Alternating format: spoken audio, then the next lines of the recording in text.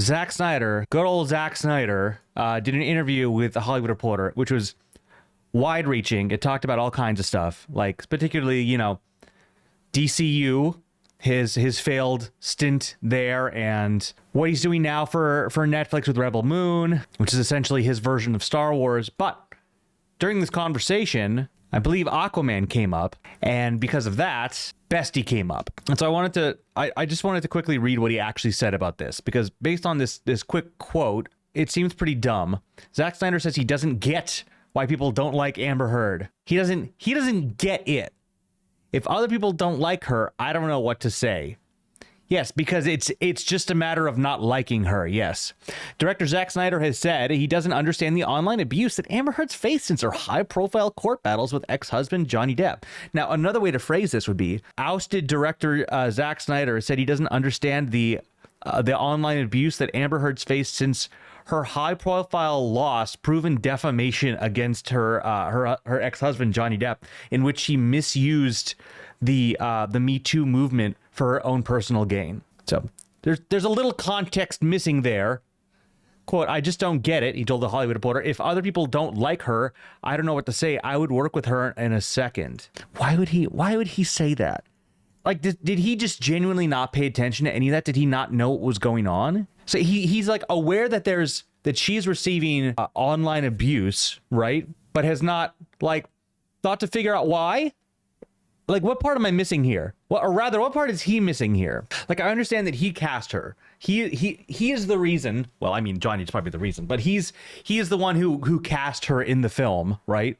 In Aquaman.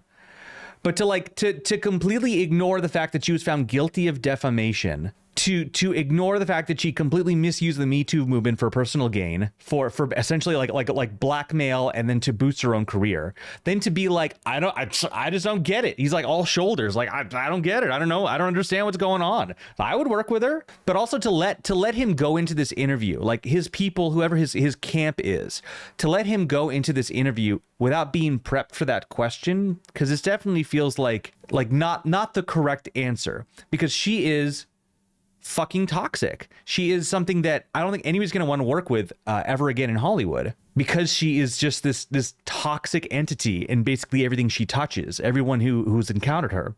So to say that be like, I would work with her in a second, why not, is fucking preposterous. And I don't even want to look online, because I'm sure a lot of people who are on, a lot of the ambots have been very much clinging on to this and be like, see, get her in Rebel Moon. She can put her on Netflix. Get her back in. People want to work with her. See, people know the truth, blah, blah, blah. I can see it all very, very clearly already. And the fact that they let him go out without being prepped for this properly and let him say that he would work with her in a second is fucking crazy. I don't want to watch the trailer for that movie again, please. God, no. In which she is in exactly one frame of it. Her indie movie only made $877. Well, again, it's one of those things. If I were her, I'd probably do exactly what she is doing. You just exile yourself to Europe and make little movies there, because they don't care as much, frankly. I want to see, hold on, we're actually going to go into this and do Amber. And he's been dismayed to see Amber Heard suffer online abuse amid controversy over her divorce from Johnny Depp. No, she is not suffering online abuse amid controversy over her divorce.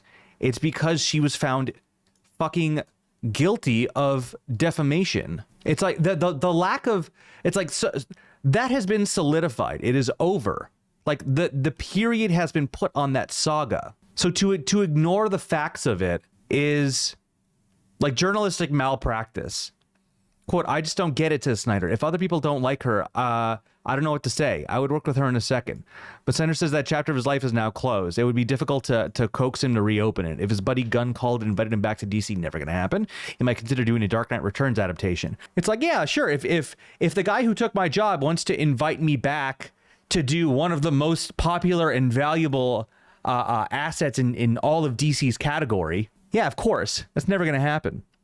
If Marvel rang, he might think for a beat about a Daredevil and Elektra movie, maybe adapting Frank Miller's Elektra Lives Again. But that's it, he says. What about Star Wars? Nah, I don't think so, he says. Those guys have a handle on the brand. Can you imagine if Marvel and DC did that kind of hot swap? If they went from, James Gunn goes from Marvel to DC, and then Zack Snyder goes from DC to Marvel? At that point, I would be like, okay, the fate of Marvel has been solidified.